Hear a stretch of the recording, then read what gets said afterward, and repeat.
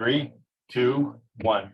Good evening and welcome to Thursdays with NAMI. My name is Garry Crites, and I am the Executive Director for the National Alliance on Mental Illness. Peg is off tonight, so I will be your host. Thursdays with NAMI is our way of building conversations in community around the subject of mental health. Tonight, we're welcoming Tim Boyum, a three-time Emmy Award-winning political anchor for Spectrum News. He's always known for his signature bow tie, but he's also recognized for his eminently fair interviews with some of the most important people on Jones Street, but also in Washington. He has Capital Tonight, Front Porch Politics, and Tying It Together. Because of Tim's broadcast during both the Republican and Democratic conventions, he is one of the most respected Capitol reporters in the country. But the personal Tim Boyum, to me, is as interesting as the professional one. Although Tim is a Minnesota boy, an alum of St. Cloud State University, I remember when I was St. Cloud State College, Tim has been a UNC Tar Heel fan since childhood, when I promised we would not get into a fight about that tonight. As I followed Tim over the years, though, what also strikes me is the way he balances a hectic work schedule with his family. And in recent years, he's been very candid about his ongoing struggles with anxiety disorder.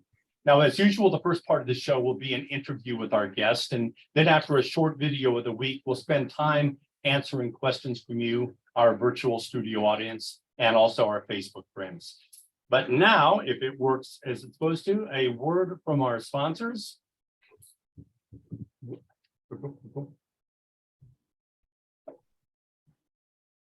Which is no longer there. So let me just say, funding for Thursdays with NAMI, excuse me, Tim. Funding for Thursdays with NAMI is provided in part by the North Carolina Division of Mental Health, Developmental Disabilities, and Substance Abuse Services through their Federal Community Mental Health Services Block Grant Fund. We appreciate their guidance and their support. And now, without further ado, welcome, Tim. Thanks for having me. It's good to be with you. It is so good to be with you. Tim, we always like to know the background of our guests. So if you would, please tell us a little bit about yourself in a nutshell. Yeah, and also tell people, because I don't want to distract people. I got this tube coming out of my nose here. I have an acid reflux issue, and there's a test ongoing, so that's why I have a tube coming out of my nose. But I'm okay, so I just thought I'd tell people that. In a nutshell, I grew up in Minnesota, as you mentioned. Lived there for about 16 years. My dad quit his job because he got a new boss he didn't like and thought he'd get a job easily. Didn't look in the mirror and realized in a recession he had all this gray and white hair and it might be harder to get a job than he thought. So he ended up getting a job in Arkansas, and I actually went and graduated high school in Arkansas. Oh, wow. Yeah, and that was quite a transition as a sophomore in high school, 16 years old.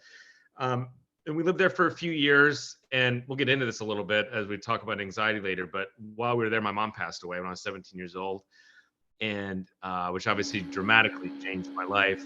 And my dad moved back to Minnesota. I went back, went to St. Cloud State, as you mentioned, and then I graduated with a broadcasting degree, and I eventually I had an offer for a job in southern Minnesota and in California.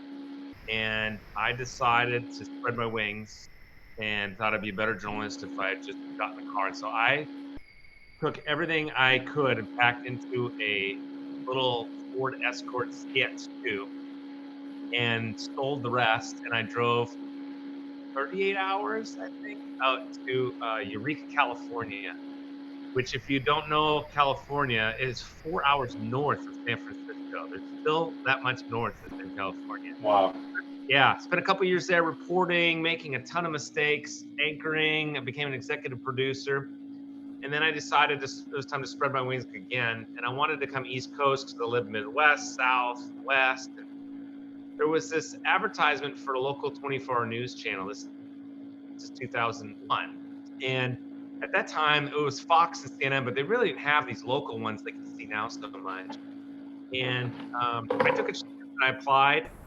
And I again packed up. Well, first of all, I applied and then got a phone call. And the next day, 9/11 happened. Mm. And I thought there was no way this was going to happen. Now things were going to change. And it still happened. And I again packed everything I could into a Ford ZX2, sold the rest, drove across the country, made a pit stop in Minnesota to see my family, drove down to North Carolina. So I took my first 2 jobs and moved to 2 states that I'd never been to without ever visiting. I took them both on a phone call. Yeah. Now And that's gutsy. yeah, but I'm kind of that. I don't see myself as a major risk taker, but I guess looking back on it, I am. Mm. And so anyways, I moved here and thought I'd be here a couple of years and move on to Atlanta or New York or whatever. But I just kept getting all kinds of wild opportunities here. I got to start covering. John Edwards ran for president, so I got to cover a presidential campaign. I got to go to the Final Four. I got to go to the Stanley Cup Finals with the Hurricanes. And then they offered me a nightly or a weekly political show, and I became a political anchor, blah, blah, blah. And so, I was like, why would I go anywhere else? Like, where else am I going to interview Barack Obama? I mean, most network reporters don't get to interview presidential candidates. Then I met my wife, now wife, and she loved it here. We loved it here. And we got married, and we got married in the Outer Banks. And then we had 2 kids. And so, we over the years, I've had offers elsewhere, and we've thought about it, cost of living and change of life. My wife's from outside of Pittsburgh, a small area, so she's not a city girl, and it's just home. So last week was 21 years I've lived here. I've lived here now longer than I've lived anywhere in my entire life, and to me, that makes me an honorary North Carolinian.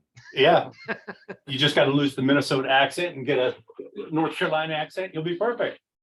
Exactly. What a great story, though. Okay, before we get into the meat, though, I do, as a person who lived in North Dakota to a person who lived in Minnesota, there are a few questions I got to ask before we get into the meat. First of all, what is the coldest outside temperature that you've ever personally experienced? That's a really great question. Oh man, I don't know. It's way in the negatives. Like, it had to have been like negative 20s. I do remember we rarely got off of school because of snow. In fact, we got 36 inches of snow on Halloween in 1987, I think. And I think we got 1 day of school off. The reason why we would get off of school was because it was literally too cold. If the wind chill got to negative 50, they would cancel school. And I do remember several days that we missed school because of that. So I definitely know of like a negative 56 degree wind chill. And those temperatures are why I live here today. We did the same thing. We had school if there was 20 below, but they would cancel it if it was 90 above because they didn't know how to handle the heat. Yes. So I remember 40 below once or twice. And well, I'll tell you one more funny story if I'm not taking up too much time. No, not at all. When I moved to Arkansas, I moved there in November of my sophomore year. We had snow on the ground in Minnesota. But I remember like the 3rd day of school, I was sitting in the class, and all of a sudden, I didn't know anybody. All of a sudden, all the kids ran to the window, and they were all like mesmerized. They said, "Oh my God, we're going to get out of school." And I looked out the window, and there was like flurries coming down, just like 4 flurries. And I literally said to the person next to me, I said, "Are you people crazy? Like, there's no way we're getting out of school." And 30 minutes later, they came over the overhead and they canceled school, and we got to go home. It was like my 3rd day in Arkansas. So I was like, I felt like I was on like, Mars. I love it. Oh, that's great, Tim. Another Minnesota question. Have you ever curled or played hockey? I have not curled. I was a basketball kid, and the seasons ran the same, so I did not play organized hockey. However, I have played many hockey games on a frozen pond, which is, I would argue, significantly harder because of all the unevenness on the ice and the potential to fall flat on my face, which I did. And the tree limbs. Yes. Yeah. There actually is a curling rink down in southern Durham now. So that's awesome. Yeah, it is. It's really popular. And I did not follow it as closely, but I did go to St. Cloud State, as you mentioned, and they're a smaller like Division II school, but hockey they're Division I. In fact, they went to the national championship game a couple years ago, and I really got into it.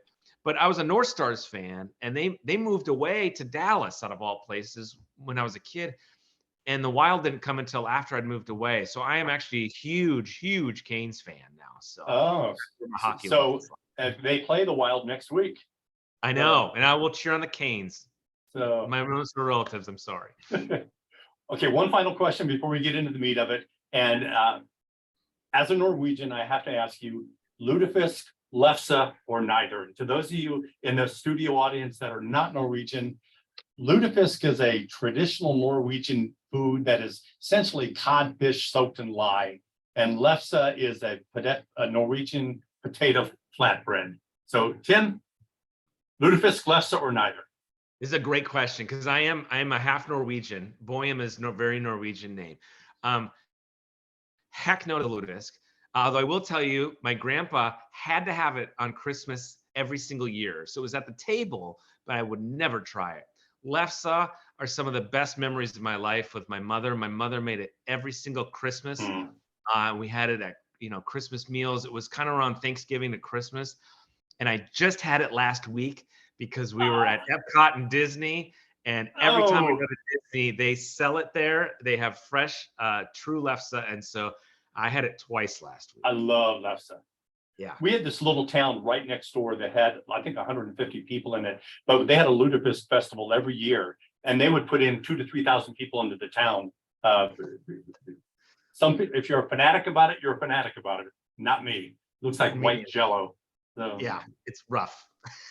Okay, Tim, you've been really transparent in your podcast about your personal experience with anxiety. Tell us a little bit about that. How did it rise? What kind of symptoms you have and so forth? Yeah, so I didn't realize I had these issues, I guess, in the form of like understanding it in mental health terms until probably the last 3, 4, 5 years. As I mentioned, well, I'll just put it this way first. So my anxiety centers around health. They used to call it hypochondria. Now they like to call it health anxiety, I believe. And the bottom line is I fear getting things. I'm not like a germaphobe or anything, but I'm very hypersensitive of things that I have, and my mind tends to go to the worst place. So if I have a cough, it's not like I think, oh, I have a cold. It's like, oh, is it going to bleed? Do I have lung cancer? Things like that. Being a reporter actually makes it really bad in this era because I would go down the Google hole, and the Google hole is literally the worst place to be for information. It really can be. Health concerns, because they give you it could be a cut. It could be you're going to die next week of cancer. That's really what the parameter is. But I was so bad about it at times that I would spend hours researching this. So a couple years ago, I was having some symptoms of, it was just before COVID, actually, probably 6 months before COVID in mid 2020. I was having some symptoms of things, and I was having like these little twitches. And so I started researching that, and the first thing that'll automatically come up on that is ALS. And I had never gone down this bad of a hole before with it. It was really bad. Like it just occupied my mind 24/7. I was still able to go to work and do fine and be successful there, but I couldn't focus on anything but that. And I would start Googling and researching, and with anxiety, it can mimic a lot. You can develop physical symptoms that will mimic a lot of things, and ALS is a lot of them, right? Including twitches. But it was extraordinarily bad that year. And it was to the point where I couldn't sleep. I was researching 24/7, and it was impacting obviously my relationship with my wife and my family. Not in a terrible way, but I was just not me. I wasn't, even when I was there, I wasn't present, if that makes sense. Yeah. And so I went to my doctor about it. I was kind of honest about myself with it finally, that, okay, and I'll talk about it here in a minute about how I knew that. And their first instinct was, the doctor was to put me on a medication. And I got on it. And meanwhile, I go to a specialist for ALS, and they actually test me, and they're actually a little concerned about it because the symptoms were mimicking it. So then I'm freaking out anymore. And then they put me on a different medication. And for whatever reason, and I would never tell people to not take medication, but for whatever reason, for me, it made me 10 times worse. It was a struggle. I couldn't sleep at all. I I was having really bad thoughts, which is not totally unusual when you first get on some of these medications, but it was particularly bad. And I just knew I couldn't do it. And so I called my doctor and she told me to get off of it. And I decided at that moment I still had to do something. And I said, I'm going to try to do this without medication. I'm going to call a therapist. And so I called a therapist, and it was the greatest decision of my life I've ever made. It was such a hard and easy decision all at once, because your whole life you're taught to think that, you know, you hide mental health issues. Midwesterners are a lot like that too. You hide your problems. You don't talk about them. And so I went and saw the therapist. And I'll be honest with you, my therapist was not particularly amazing.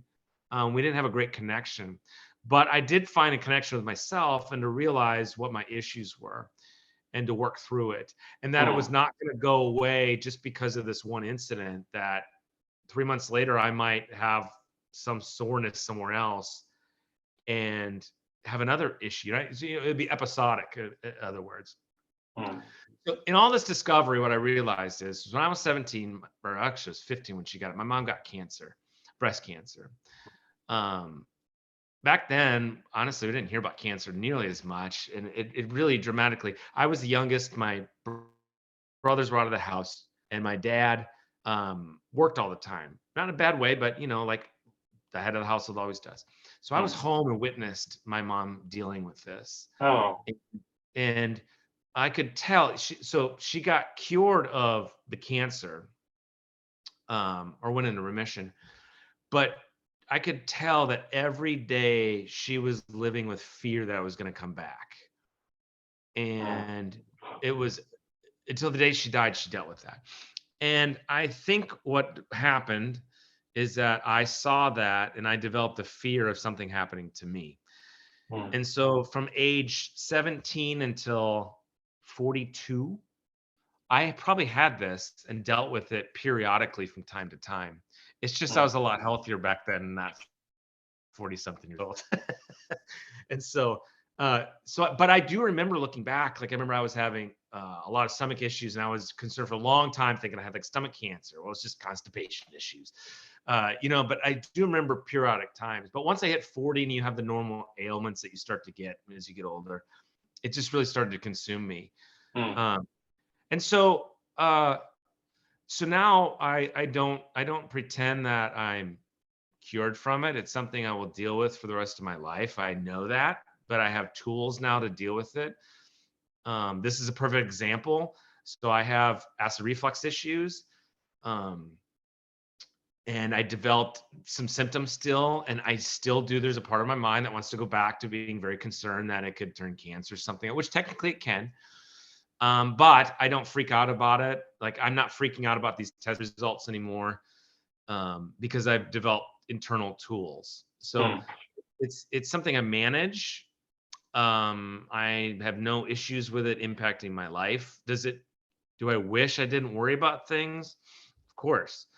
But if it wasn't that, it'd probably be something else, because it's probably part of more of a general anxiety disorder. It just really focuses for me with health. If that makes sense. It really is interesting how trauma early in your life can just really set you up for having to deal with things for decades, but literally for the rest of your life. Yeah. And we don't, like I said, you don't talk about that stuff. And when she died, I was 17. My brothers were actually had just gotten engaged, but they were, had their own lives. My dad was obviously dealing, his wife of 30 some odd years had passed away. So he's dealing with that, and he probably thinks I'm close to an adult, and so we didn't talk about it. We probably never grieved as well as we could have, or talked about it together as adults. And I do think, that totally contributes to it. So, yeah. Tim, you talked a bit about how it affected your daily life. What about how did it impact your career, or both you're doing your work, but also the way you do journalism? What kind of impacts did it have on you? Yeah, what's surprising about it? I'm so focused and so motivated with my job that I think I was able to compartmentalize it. I mean, when I was at my worst a couple years ago, I mean, there's no question, like didn't have an A+ game on air as I normally would. I was definitely, it was preoccupied in my mind all the time, but I don't think anyone probably noticed. Hmm. So I don't think it really impacted my work, except for I probably was not as good as I would have wanted to have been. I certainly would not be, winning Emmys and doing podcasts and things like that like I am now. How it's affected me as a journalist is interesting question. And I've been thinking about this because I'd like to say, well, I'm still the same journalist. I like to think I was just as good a journalist before, but the truth is, I actually think I am a better journalist, and I'm a Hmm. better person because I find myself having more compassion for giving the benefit of the doubt to other people because I don't know what they're going through because they might be hiding it. One of the hardest things about this for my wife was she couldn't understand, and it's not no offense to her because she's not going through it. She just could not understand why I couldn't just stop worrying about it or just find something to distract myself and it would go away. And so it was really hard for her too to watch me not be able to do anything. And so because of that, yeah, I really think I'm more compassionate toward people. I think it's really improved my writing because I'm more in touch with frame of mind and the mental aspect of people and how much it affects people and how people connect to that. So I actually think I write more emotionally than I used to. Um, so yeah, it's really interesting. And in my interactions with people, I interact with politicians who we can joke about it, but it's a pretty hardcore arena. It is. Um, but I'd like to think that even prior to this, but ever since then, especially, I think people are attracted to do things with me because I do sort of show compassion and a willingness to listen and then hear people out more. And I think that's attractive in an industry, both TV and politics, where that's not around as much. Hmm. And importantly, I like to believe I'm pretty authentic. I did do a podcast and expose, some very personal things that, I guess it was a risk. I don't think it was a risk because I think it's important if you're going to watch me at TV. I can't, there's a lot of things I can't control about what people think of me. I know there's people across the state that don't like me because they think I lean left or right based on the way I did interview. But that aside, I think people have a better opportunity to trust me, to want to watch my shows or listen to my shows because they know who I am. And they know Hmm. that I'm coming at it from a standpoint of authenticity, honesty, and with a care. We mentioned I've been here for 21 years. I care about this community. When I cover the legislature, I cover these mental health issues. I care about it because it impacts my own family, impacts me, and I care about my neighbors in the state. So um, it's nothing really super concrete, but yeah, I do think it has changed me for the better. I remember that podcast like it was yesterday, and I'm curious, what kind of response did you get from listeners? Yeah, I was nervous. How bad? In fact, I remember calling my family members the night before because I had not told them about this. And I just called them and said, "Hey, I'm releasing a podcast tomorrow. Um, there's gonna be a lot of personal stuff in it, a lot of stuff you may not have realized. But I wanted to be open, and if you got questions afterwards, call me." Um, and I remember my sister-in-law calling me, and they live in Minnesota still. And she said, "I wish you would have talked to your brother about this 20 years ago because your brother is just like you."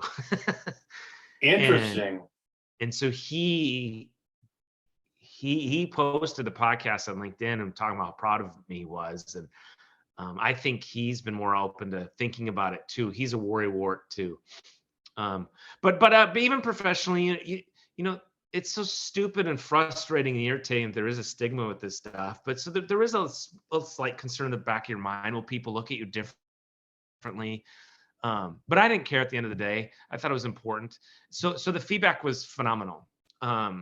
It was really awesome. It was very supportive. I had people reach out to me that I've known for 15, 20 years that told me that they've never told anybody before, but they deal with it too. And they thanked me for doing it. So it makes me emotional thinking about it. It was one of the gutsiest things I've seen a person do in a public setting. Uh, Before that podcast, you were the person that I watched every week on TV, and your political shows. After that, you became a person that I just had amazing respect for. And I believe, Tim, that that's the only way that we're going to get rid of stigma is when leaders step up and start to say, I struggle with this. I struggle with depression on a regular basis. Until we start owning up to that, and people that are in very public setting have the best venue to do it. Well, and I don't pretend to think I'm some big celebrity. I by any stretch of imagination. I mean, I do have a public space, a public square to do things like that. So, every little step does count. And what's funny about it is, like, a year later, I was in a great spot. I mean, I still am in a great spot, but I was in a really great spot around Christmas, and I was just, because the last Christmas in my own mind I had ruined, right? My kids were only in the house for long, and I was in a terrible spot. And I remember carrying Christmas presents down the stairs to hide under the tree as Santa, and I could barely carry them because I was so weak and stuff. And I was just, oh man. So anyways, that next Christmas, I was in such a good spot, and I wrote a message about, please, I'm here if you need something, whatever. And it was like my Facebook page lit up all over again. And so I don't take for granted that, to keep saying it. I mean, the biggest thing that I try to tell people is, it is more courageous to ask for help than to hide it or not to. It's a lot easier to hide it. It's unfortunate, and I don't want people to feel shame if they do, because it is very difficult. But because of that, I do think it's way more courageous to ask for help, because we all have weaknesses, we all have issues. And I mean, I'll just say this now because I say this all the time. I just went for a physical a week and a half ago that I go to every single year. They drew blood, they tested for Lord knows what. I don't understand why we don't get to see a certified psychologist once a year to have a brain check like that. It blows my mind, agree. because the brain is 10 times more complicated than the rest of our body combined, probably. So I just don't understand it. There's a fundamental difference in the way we treat physical illness and the way we treat mental illness. We fund it differently. You can easily get insurance to cover whatever you need physically. For mental health care, much less that. I used to be a pastor, Tim, and in the church, quite often it's like, if somebody says, I have depression, people would be so quick to say, well, you just need to spend more time with the Lord. Spend more time in prayer, and you'll take care of your depression. We would never say that to somebody who had cancer. I know you've got lung cancer, but just spend a little bit more time in prayer, and your cancer will be fine. But there's a fundamental difference in the way we treat mental and physical health.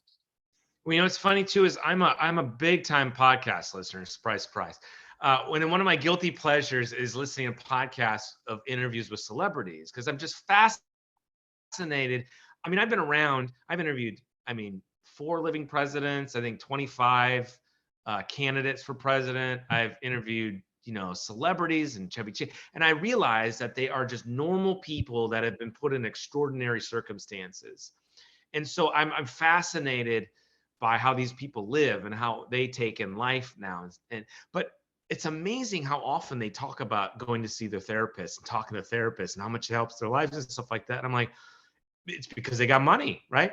I mean, they just do it, and they don't even think twice about it. And so I'm just like, why isn't Joe the bus driver or whoever having the same conversation about it? And it's frustrating, I don't. It's just frustrating. In a civilized society, people should not be dying for lack of mental health care. No, and I don't want to make it sound simple, because it's an ongoing thing, but having a conversation weekly and discovery literally changed my life, where I don't even need medication. And there's nothing Oh, wrong with wow. medications. And if you need them and your doctors tell you should take them, you take them. Please do. I would never tell anybody not to, because it's none of my business, it's them. But I've been able to do it without having to, which for me is great for me. But the fact that we can do that with a conversation, it's more complicated than that. But I don't know. I don't know. And I know we're going to talk about this a little later about the legislature and whatnot, but we've got a long ways to go. We do. So what advice would you give to somebody who's trying to manage a career and family while dealing with, whether it be anxiety, depression, any other sort of mental illness? What advice would you give to them? For the person that's suffering it, Yeah. yeah, my first advice, my number one advice at all would be allow yourself to be honest with yourself. I don't think you can really go where you need to go if you're not honest with yourself. You got to be willing to admit, yeah, there might be a problem, and it's okay to have a problem.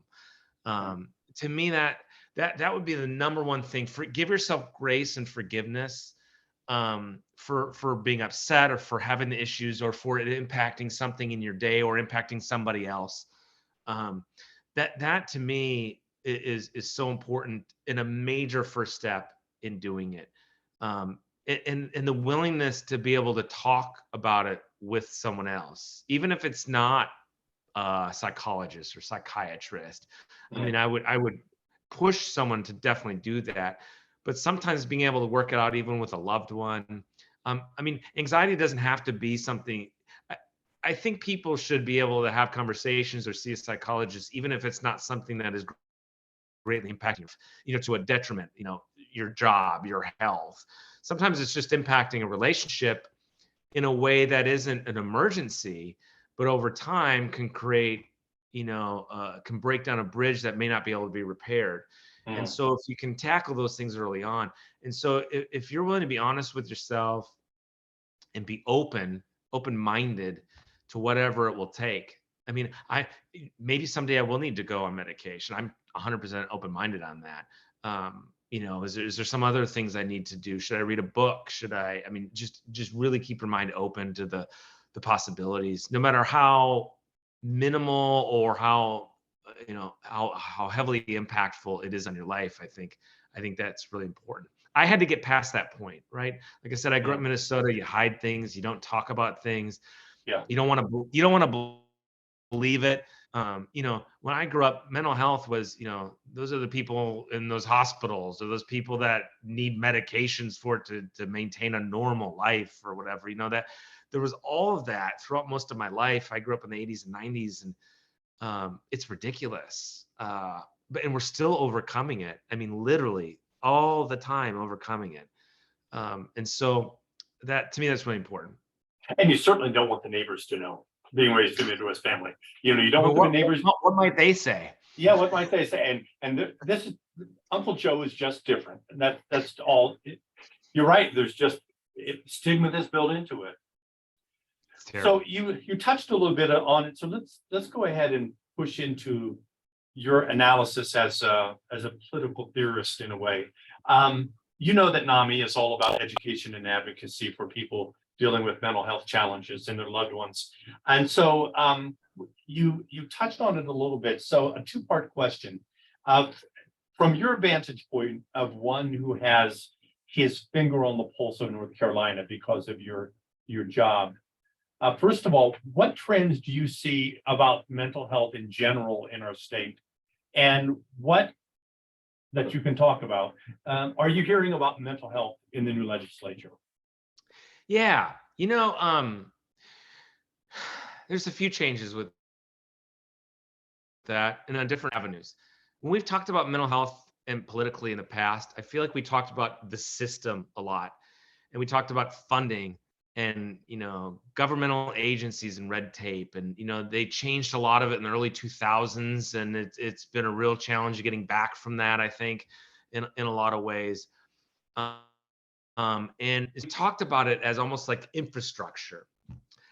Last year, I feel like I've noticed, and I don't know why, Uvalde, Texas, the school issue, and in the discussion about guns and what these poor children went through. Yeah, I feel like I noticed a change in the conversation. And it was no longer about just funding programs. It was about helping people and figuring out ways to make programs work. When things like Uvalde, Texas happen, inevitably the discussion goes to guns, right? Yeah. Well, Democrats want to take them away, and Republicans want to let them have them wherever they want. That's inevitably where the argument goes. But it is difficult to get Republicans to pass gun laws if that's what you wanted to do. But they were much more open and different in their conversations about mental health. And Danny Lambeth is a state lawmaker. If you're following, I think he's going to be someone to watch really closely this year. I do believe that there's a major focus on youth and mental health that you're going to want to watch, which it won't always help all of us, but I do think there's going to, unfortunately, in Wake County, there's been at least one child committed suicide at the school. There's just been a lot of issues. Kids are going through things differently. They've been through a lot the last few years. So I do think there's another discussion about more psychologists in schools. That's going to be one that I virtually guarantee will happen. Although I do know from talking to lawmakers, there's a concern about finding people to fill those spots. Yeah. So that is a concern. There's also talk about a bill that I think might get more traction this year about within schools about having a I don't know, like, how they have the nurse's office. There's a special area just for mental health where they can tackle the kids where it's not in a nurse setting, and to help kids work through that. And I do think it's important because outside of just helping kids that desperately need it, I think we need to start.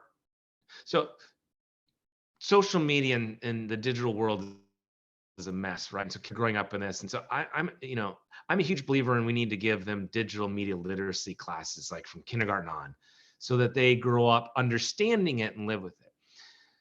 I think it probably wouldn't hurt us to have a discussion about doing more of that in schools too, with kids that even don't have problems.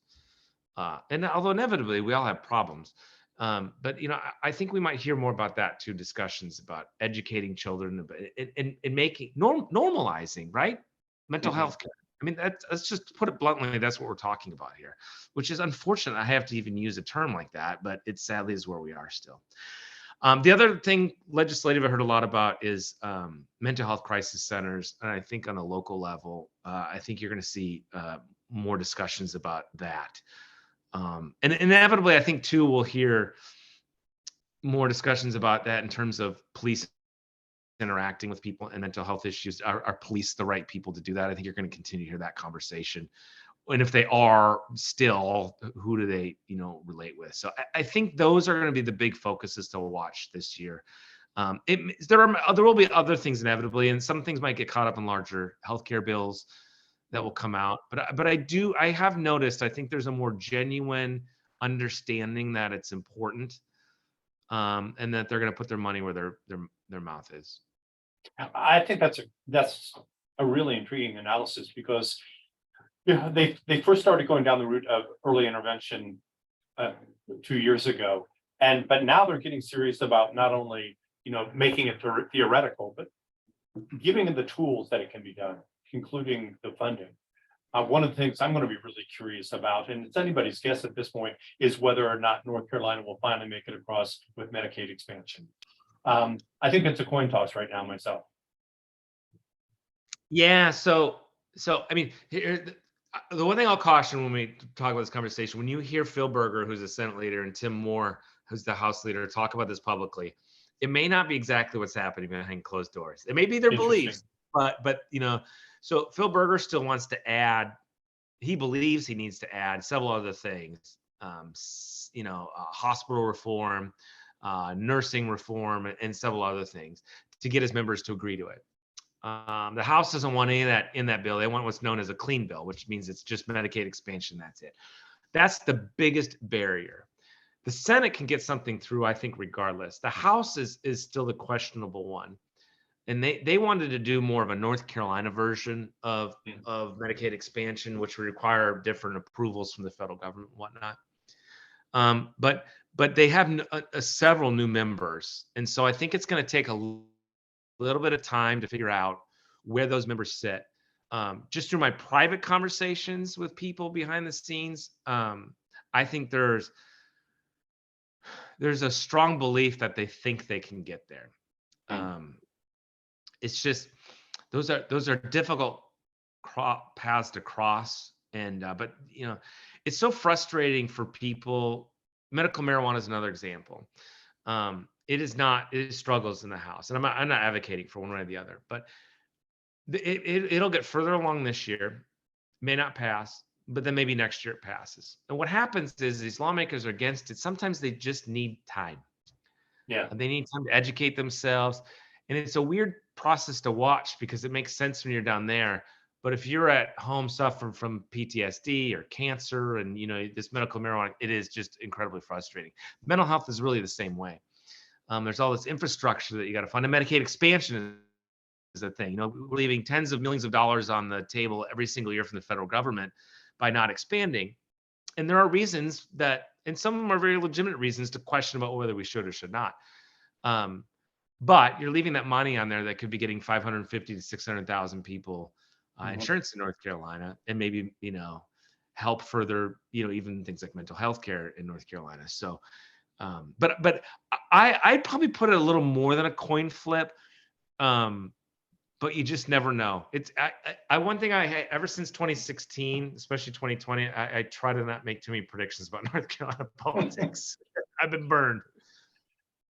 But some of the things you're talking about, they're not politics 101. They're tough issues because it's the intersection of the politics, but also deeply held, whether it be moral or whether it be philosophical views about how money should be spent. What things are moral, what things are immoral. And these are deeply held things. And I think it takes a lot more than simply discussing the political implications in order to get people over the line one way or the other. Oh, there's no question. And I think that helped get Phil Berger over the line. Although I do think some of the argument with the Republicans has been it's an economic thing too. That's how they've gotten climate change to Republicans is an economic issue. But I do think, there's a lot of compelling stories out there about people just needing help. There are. We are talking about billions of dollars. We're talking about a program that is not just state, but it's federal, and they have to somehow make it work together. And it may not look the same as it does in, New York. It might look different. And then you talk about all these providers that there are and how they get paid and how they conduct service and how they get audited. And it is extraordinary. Medicaid is probably one of the most complicated things to govern and to understand, maybe in this country. It is that difficult. I mean, if we had healthcare figured out, believe me, I could tell you a story about this whole mess today and what I'm paying and how it went through insurance and all that kind of stuff. And I have great insurance. It is, sometimes it feels like we've overcomplicated it on purpose. I love it. Tim, we've been dealing with some really tough stuff. Let's do a little bit lighter stuff. How do you get into journalism? When did you know that you wanted to be a journalist, and why did you? So when I was in high school in Arkansas, I needed an elective class in my junior high school, and I didn't know what I wanted to do, and so I grabbed this journalism class. Oh, what the heck? So I went in there, and journalism was, they teach you stuff in class, but it's also they do the yearbook and they did a newspaper. And now they do TV, of course, but when I was there, they didn't. And I thought it was okay, to be honest. I enjoyed it because it didn't feel like class, and there was only 12 of us, so you get to be close. And to be honest, when my mom passed away, they were like family to me. I mean, they brought food to my house, and they were my support system. But in the midst of that, this guy that worked for my dad was dating the local news anchor in Fort Smith, Arkansas. And it's a small town. And she found out I was in a journalism class. And she said, we have what's called news assistants. And not to simplify it too much, but, you get coffee for the anchors. You rip scripts and tape them together and you carry them to the studio, but I needed a job. I was a junior high school. I just quit playing basketball because I realized I wasn't going to go pro. Wise decision. And so I said, you know what? I'll do this. And the day I walked in that newsroom, I My wife's upstairs, don't tell her, but I might have fell harder in love with that than I did on the first meeting than I did with my wife. Uh, yeah. It was just thrilling. I mean, it was just the immediacy and the craziness of it. And so I began spending all my free time there, even when I wasn't getting paid. And I learned to use a camera by myself, and eventually I Cool. started letting me do more. And by the time I was a senior in high school, I was a photographer for the local CBS affiliate in Fort Smith, Arkansas. And so I was one of the blessed ones. By the time I graduated high school, I knew exactly what I wanted to do. St. Cloud State, where I went to college, is a very good TV broadcast school. It is. And so I went there. I was able to finish college early. I applied for jobs because I thought it was going to take forever. And they were like, "Can you start next week?" I said, "No, I can't start till a month." And they're like, "Why?" And I said, "Because I have finals in 3 weeks." And so I managed to take my finals early, and I got my car and drove to California. So I'm one of the blessed ones that very early in my life I knew what I wanted to do, and it's helped me stay focused honestly throughout my whole career. And I mean, what is it, 25 years? I think I'm in my 25th year this year. So St. Cloud is a good school for it too. Sarah Rudling that went there too, didn't she? She did. It's really bizarre. She went much more recently than I did, but yeah, she's our weekend anchor and reporter, and she went to St. Cloud State. We even back in 1996 to 99 when I went there, we did a live newscast every single day, like a live 30-minute newscast. Wow. Which you can get better training than that. And we broadcast the Division I hockey games, which aired even in the Twin Cities, Minneapolis. And so when I did halftime reports, my family got, I mean, it was phenomenal training ground. Oh, that's wild. So I was really, that actually was, oddly enough, was my first adult best decision in my life. I moved back from Arkansas and I took a semester. I was in the middle of a semester. So I took a semester at community college there. And I was applying, and all my friends I grew up with, that I was so happy to be back with in Minnesota, went to Wisconsin, Eau Claire. And I would go visit them, and they're all hanging out and having this fun. It was like, it was like a reunion from when I was a kid. And every 99.9% of my body told me, go to Eau Claire. And they did not have a good TV school. And so at the end of the day, that 1% won out, and I went to St. Cloud State because I knew it'd be better for my career. So I say that was the first wise adult decision in my life I ever made. A great school though. Yeah, it's awesome. Tim, you have a reputation for being a creative and an insightful and a very fair interviewer. Honestly, I've been watching you for a long time. And when I hear you interview people, I do not know which side of the political fence you come down on. I really don't. So you've interviewed, as you said, candidates, you've interviewed the governor, legislators. What's the favorite interview you've ever done?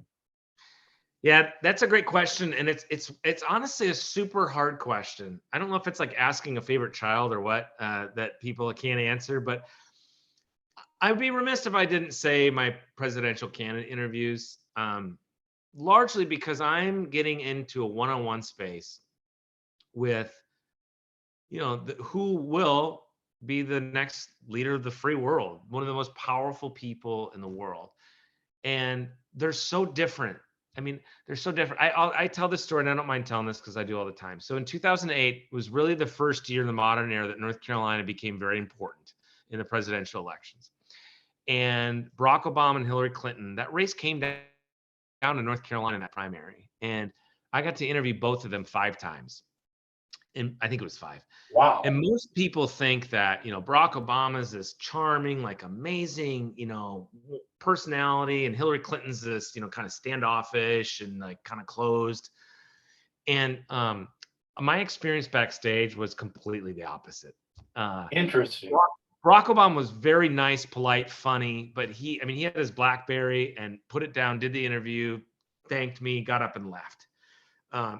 Again, very polite, very good to interview, but it was all business. And I don't blame him. I'm just some schmuck from Raleigh. He has to do that probably 5 more times that day. Hillary Clinton, while we were setting up everything, she was asking our photographers about their families. Oh, and wow. We had this most engaging conversation about nothing to do with politics. And it just struck me that it's amazing how we pick our leaders in this country sometimes. Because I'm not saying she would have been better than Barack Obama either, but for whatever reason, she just could not get that beyond the screen, right? She Mm. couldn't get that. And so that's an instance of a fun moment to think about that. And I will say, I've got to interview, I interviewed Joe Biden a couple times, and I interviewed Donald Trump as a candidate, the only sitting president, but it's, I mean, it's, and some people in history will look at this different ways, but I got an interview with President Donald Trump when he was president. And I know Interesting. people have their feelings about him, but I will forever take great pride in that some local reporter from Raleigh, North Carolina, and others have too, but not very many, got to interview a sitting president of the United Mm. States of America. Um, That I mean, is mega that cool. almost gets me emotional because no matter how the interview went, to be able to say that, I mean, that's history, right? Like, and it's particularly him in some ways because he's going to be in history books for whatever reasons. And so I don't take that lightly.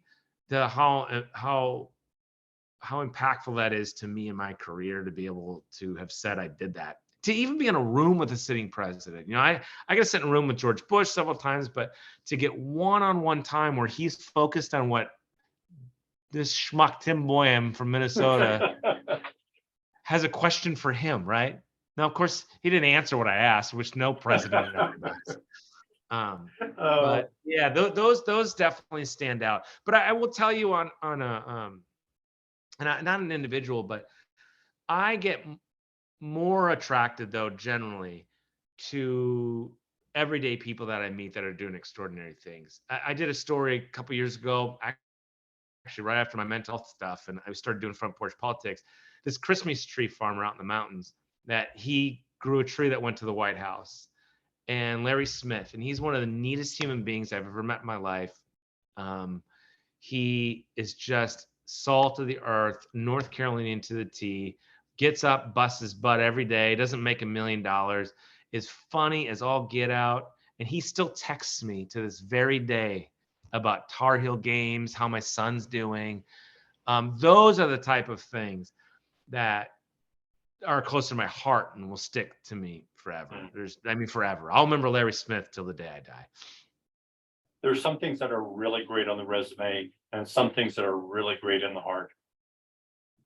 Yeah, and they're both important for different reasons. They are. And I'll remember them both. And most importantly, I'll try to never take for granted that I have those opportunities. I mean, I've worked hard, really hard to earn what I've got, but still I've had a lot of people lift me along the way. I have a Mount Rushmore bosses that helped me get to where I am. I did not do it alone by any stretch of imagination. But I am blessed beyond belief. And that's by staying in North Carolina, right? Like if I would have gone to CNN, I would never interview a sitting president of the United States. I probably wouldn't get to do neat stories like meeting their Christmas tree guy either. So, life's funny. One thing I've learned, I actually take more risks now in my 40s than I did beforehand because I realize you just have to. But I'm not one of those people when they say, what do you want to do 5 years from now? I have a straight specific list of what I want to do because I'm afraid I'm going to pass up something that's more interesting or better. And so, I'm all about making decisions at the time that I think will make my family better, make my career better, but also enrich my life. And those opportunities have led to things that that kid in Minnesota would have, that fell playing hockey on a pond would have never dreamed of. I would never have dreamed I would have met a president, let alone interviewed one. That's wonderful. If you could land in any interview, who would it be? If I could interview anyone? Yep. Whew. Well, do they have to be alive? Yes. Oh, dang it. You don't have any chance whatsoever to interview Napoleon. So. No, I was going to say if I could interview anyone, I have a lot of questions for my mom. Now that would be a good interview. Yeah, a lot of questions, a lot of challenging questions too. But man, that's a really good question. See, I've been so blessed that I can't even throw one out right away, right? I like really challenging interviews. I like ones that I like to try to get stuff out of people that no one else can. So Putin, right? I I mean, it's something as crazy as that. And I don't mean him specifically. He's something I desperately want to get to know. But that's the type of interview that I would like to do. Locally, I would love to do Michael Jordan because I grew up a massive basketball fan. I idolized Michael Jordan growing up. I like to ask him a million questions that have nothing to do with basketball. I love to ask him a lot of mental questions because if you follow him, he's had a lot of fascinating things happen in his life, and he's one of the most determined individuals. And there has to have been things in his life that made him be that way. So I'd love to dig into his mind immensely. That's wonderful. He's a legend. Oh He's a man, legend. he is. My son likes to argue that LeBron James is better, but I'm told those are fun father-son arguments. So And I'm so from wrong. Ohio. I'm from Ohio, and no. I'll take Michael Jordan. Actually, I'll take Christian Laettner, but that's a whole nother issue. So Oh, yeah, we don't want to get into that. no, not at all. Not at all. Don't want this interview to go south. Tim, what gives you hope? People, I know we want to say that we are in this worst place we've ever been politically, that we're more divided than we've ever been. In a lot of ways, that's totally true. I see it on my own Twitter feed every day. I get terrible emails. I actually believe people always felt that way. They just now are empowered to communicate it, and it's frightening that they want to do. However, when I see things like what happened after Hamlin, the Buffalo Bills player, collapsed on the field, and people that were not even remotely interested in sports or donate money to where his fund was $2,500 to get some kids Christmas presents. I just heard this morning it's up to $9.9 million, I think. That's astounding. I had a guy that just this week, I found out that I grew up with him in Minnesota. He had he had a breathing problem. They went to the hospital. They thought he was better. He had pneumonia, went home, and he had to go to the hospital again. He was put on a ventilator, and he had emergency heart surgery. He's going to be fine. But there's one of those pages that, he's uninsured. And in 2 days, they've raised over 100,000 for him already. And there's names on there from people that I've known since I was probably 4 years old and forgot I even knew him. And we're all connected now again because we're helping this kid that we knew. So that gives me hope. We just got to do more of that and less of the other. Yeah. But it's still people at the end of the day. That's what drives our world and us. And we just got to figure out how to do more of the one, not the other. Yeah, we have a tendency to just knee-jerk reactions that everything is bad, that people are fundamentally evil, and then you get stories like this, and you think, there is a lot of good left in this world. Yeah, and to be honest, journalists are some of the worst ones when it comes to that because we're skeptical by nature. Yeah. So we think the worst from the beginning, and so sometimes we're the worst ones. But I mean, if we can't be hopeful about people, I don't, because we're at the source of what makes this world a better place. So you have to be hopeful, and the signs are there. And I've seen it with my own eyes this week. So that's what gives me hope. That's neat. Great answer.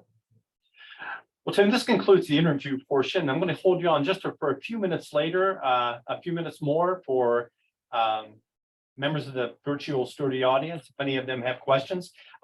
Members of the audience, if you have never used Zoom before, click on Q&A at the bottom left of your screen and then type in your question. If you have questions, please put it in the Q&A rather than the chat, because in the chat it scrolls up so quickly.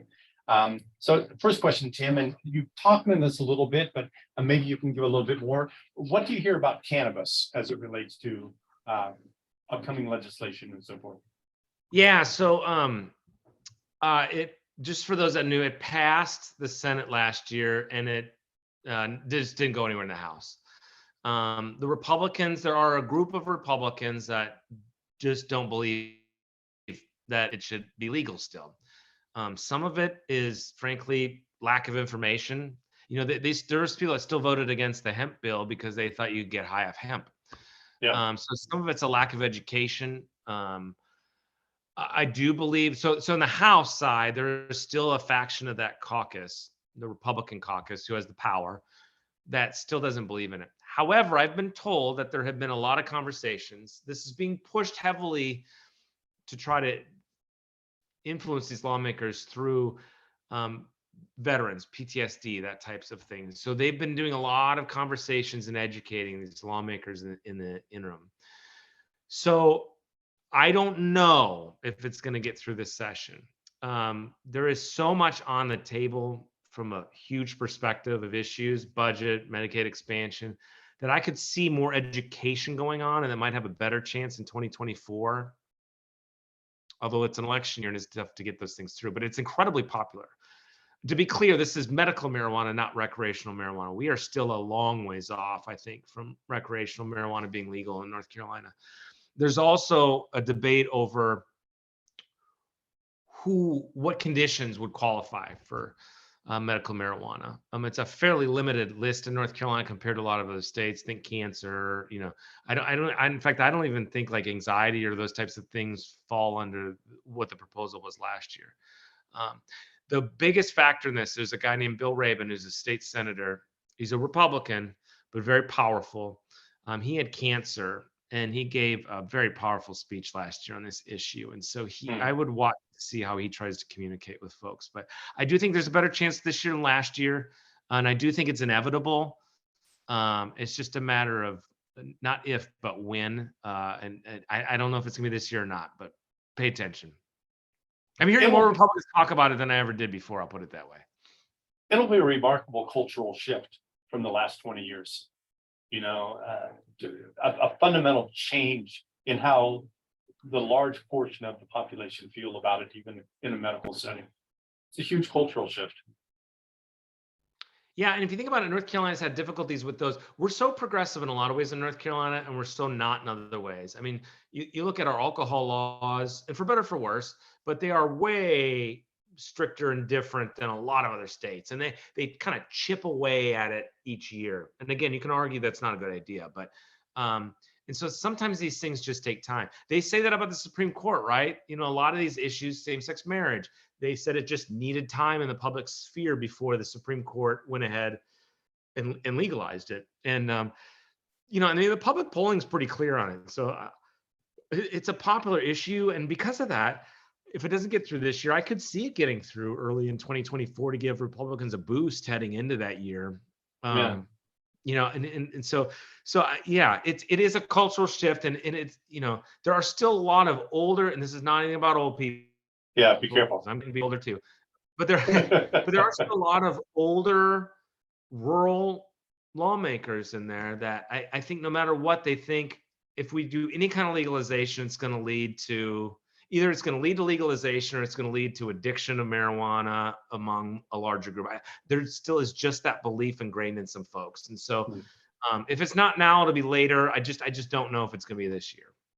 Yeah, I think you're right. I think a lot of people still say it's a gateway. It's a gateway drug, and it will take a long time. It has taken a long time. And I don't have any strong feelings one way or the other, but it's just interesting to see the way our culture has shifted from when I was in high school, when I was in college, to the things we're considering now. So, yeah, and the other thing too is we have a lot more research on it, and we are driven more by data in this society. And so I think people are looking at that and having, it's legal in other states. We're seeing how it's being legalized. We're seeing how it's being funded and taxed. We're seeing what the results are on driving under the influence, which is another concern you hear about from people. We're seeing how it's having an impact or not having impact on addiction. And so I think all that research and the research on the impact of, for instance, medical marijuana on relieving symptoms of certain conditions, we know a lot more about that now too. So sometimes again, it's part of that conversation we had earlier about, Medicaid expansion. Sometimes these things just take time sometimes. It's if you don't understand the process, and you're sitting at home in pain, it's really hard to understand it. And I get that totally 100%. Yeah. April has an interesting question. Bouncing off of your idea of early intervention in the classroom and so forth. What do you think are the chances of having peer groups in the classroom? Peers being those people who struggle with mental health conditions, for a mental health conversation. Is that part of the mix? I think it could be. I think the challenge with that one, now I'm putting on my sort of political cap with this, right? I think the challenge with that would be, what grade levels do you have that in, for instance, in schools? You're talking about education system? Is that what? Yeah. Yeah. In the school system. Because there's always a lot of debate about how much do we expose our kids to, on any kind of topic, and what grade level is appropriate with that. And so it'd be interesting to see what happened with that. I think that would be an interesting one. High schoolers, I think, can relate to each other better, and they can do that, and they're more mature, and it can be led by somebody. I can definitely see that. I think like an elementary school thing, a peer-to-peer thing, I think it would be challenging to get lawmakers in particular to approve something like that, because they would fear that what we talked about. And it goes back, I hate to say it, but it goes back to a lot of stuff, CRT and things. There's just a lot of fear about what teachers are indoctrinating, and Yeah. not saying they are, but there's that discussion out there. And so I think that would make it more difficult in the younger age groups. But it is an interesting thing, because people are often more willing to discuss things or be open among people that they're comfortable with, their peers and whatnot. So what I was talking about more than anything is, and I do think that would be great if it worked, is just exposure to it, to help kids understand from very early age that it's not different or weird, so that they grow up without a stigma.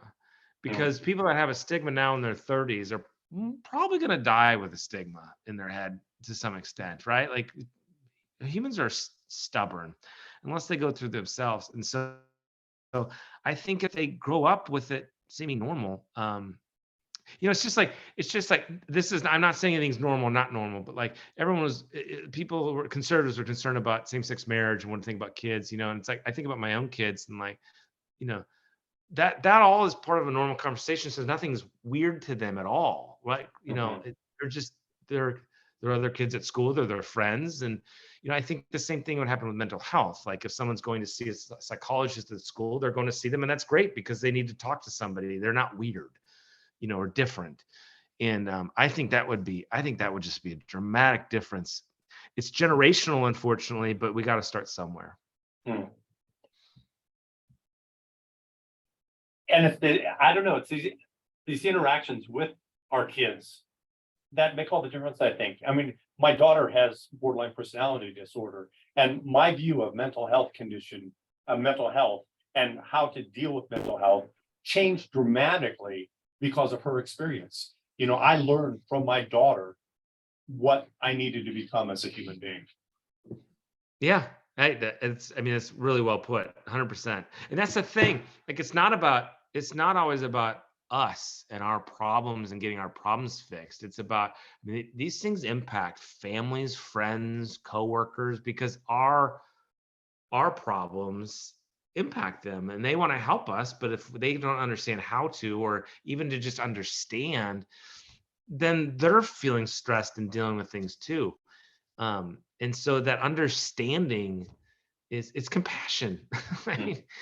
But I can't imagine growing up in a world.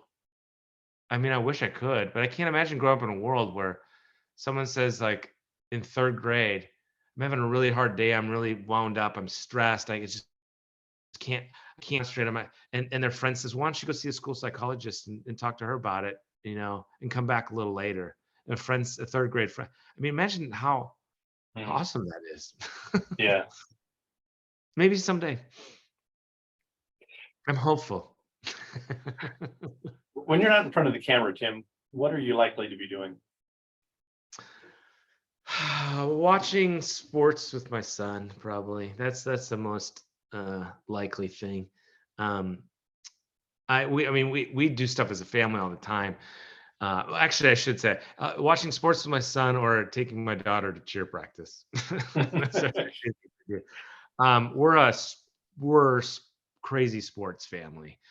I'll watch any college basketball game that's on TV. I don't care if I don't know the teams. I'll watch it. I'm a fanatic. I mean, when this will offend you, but when Caleb Love hit that three to beat Duke in the Final Four, I ran around my house screaming like a 5-year-old child. It, my son was right behind me, but it's the most Oh, on. I probably spend more money than I should on tickets because I want my son to have those memories of us walking out and seeing the lights. And so we go to Carolina football games, we go to Carolina basketball games, we go to Hurricanes games, and we do that stuff with my daughter too. I shouldn't say that. My wife.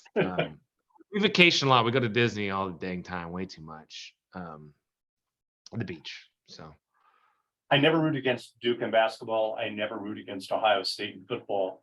And so when shanked that last field goal with 12 seconds left in the Georgia game, it's like, oh, life is hard. So, it disturbs me. I should probably see a psychologist about this, but it disturbs me how much I allow 18-year-olds playing a game to affect me at 46 years old. isn't that the truth? And the immense amount of pressure. I mean, the social media going just completely after 19-year-old kids that fumble. It's like, kids But 19. I'll tell you what, I'll bet you $100 that they have a psychologist at their disposal that's just for that team or that. I'll bet so. I'll bet so. Okay, Tim, this is my last question, and this is a completely unfair question. And Uh-oh. as you and I were talking about earlier before the show, we received news today of the retirement of Colin Browder, who has just been a wonderful, wonderful journalist over at WRAL. Tim, I know that prophecy is a dangerous business, but what does the future hold for Tim Boyum? Well, one thing I like to pride, it's not dangerous at all. And I won't even get in trouble with my boss for saying this. I thought I would be a reporter, become an anchor, maybe someday go to network and do that. And that was the be all end all. But my mid 30s to when I turned 40, I realized, like I said, I don't like to plan things out 5 years because I have no idea what's going to come in front of me. And what that has allowed me to do is I was just a reporter and a political anchor for forever. That's what I did for 20 years and beyond. In the last few years, I've opened myself up to being, a lot of it's on necessity because the industry is changing so fast that the 6 o'clock news is not what it was. No. And so I like to pay my bills. So I want to keep a job. And so I'm emphatic about evolving as a journalist into new modes of doing it, into different platforms. So I went and told him, hey, I want to start a podcast. And I did that. And it's been pretty successful. It's been award winning. And my boss came to me and said, we're going to focus on storytelling. Can you get off the anchor desk a little more and go out in the field? And at first I was like, well, wait a minute, I'm an anchor, why would I go back out in the field? And it's been the best 2 years of my career, literally, from 44 to 46, because I'm getting out and meeting people, I'm telling stories, and I'm a better writer now than I've ever been, because I have more compassion and I use that in my writing. I don't just write so straightforward like I used to. I try to make connections with my audience. And so I evolved. So what does the future hold for me? I mean, I hope I can retire with Spectrum News One. And I say that with everything I have in me, because it's a part of me, right? Like, I met my wife when I worked here. I had my children. I've been here. My dad passed away while I was here. We've built and sold and built a house. And so they've stuck with me. I've stuck with them, and it's worked really well for now 21 years. The reason I don't have anything else specific about that is because I don't know where I'll need to evolve. But what I do know is that my mind is going to be open to wherever that goes, and it will be storytelling. And I'll be telling people stories in some way, some fashion, hopefully until 60, probably 7 by the time I get to that age. And hopefully I'll be in a position where I can retire and maybe just tell some stories when I want to tell them. So I know that might be almost sounding like I'm evading a question. No, that is a great answer, actually. So I just want to keep telling great stories and winning awards for them is I've never had a drug addiction, but I imagine what it's like, I always hear they're trying to get that next high. And I'm trying to find that next high with the story that I get an email that people said I did a special Frying Pan Tower. That as a is documentary. great documentary. Thank Great you. documentary. That was a story of perseverance. It was going to be a short story. I spent 2 days, on this tower, and I convinced them to turn it into a documentary. And it was, we're up for an Emmy for it this year, and now I'm like, how in the world am I going to top that? That was studio audience. If you have not seen it, go onto YouTube and put in "Preserving Frying Pan Tower." It is a phenomenal documentary. It makes me want to go there. Yeah, well, you should if you can, and spectrumlocalnews.com too. You can get it on there as well. It's on that website. It's just, but my point in telling you that was like, now I'm trying to find out what the next great thing is. And sometimes I get impatient with that, and I put so much pressure on myself. But as long as I don't care whether you're gonna get stories inside your glasses. on the windshield of your car, people are still going to want to see and hear great stories. Yeah. It's the oldest form of communication that we have. And so I firmly believe that I am now a storyteller. I consider myself a journalist before. I now consider myself a storyteller. And I'm motivated to find ways to do that until the day I hang it up. Or they make me hang it up. Tim, it has been an absolute joy to be with you tonight. To pick your brain, followed you for years, and I wish you all the best as you continue the storytelling, finding the stories that make life worth living. Thank you for your time. Virtual studio audience, we thank you for spending time with us. Peg will be back next week, but we're so happy that you would be with us tonight. Tim, thank you very much, my friend, and we'll see you on the other side. Thank you. And thank you all for everything that you do for everybody else. Thank you. Thank you, Tim. Talk to you soon.